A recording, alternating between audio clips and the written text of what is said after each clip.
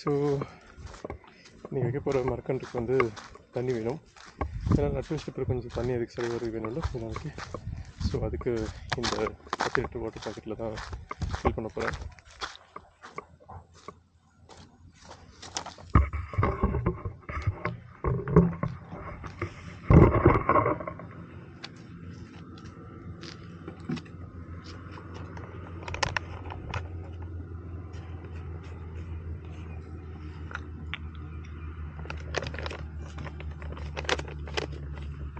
இந்த ஏரி காஞ்சி போயிருந்துச்சு.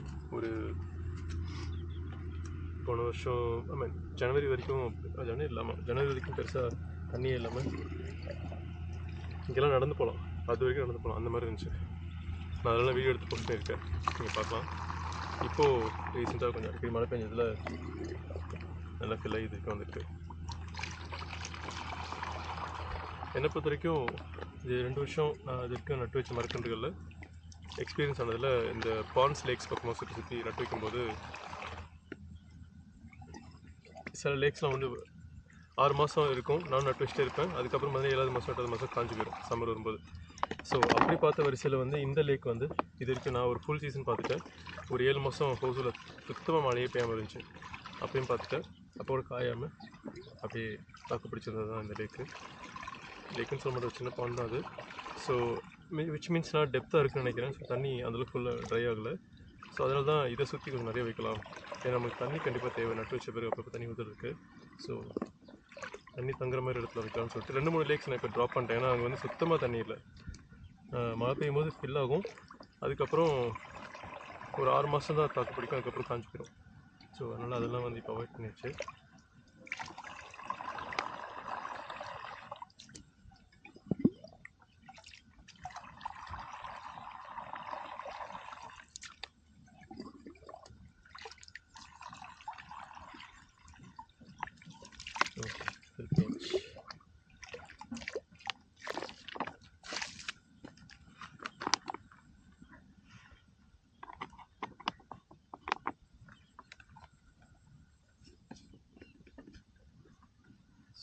வேண்டியதான்.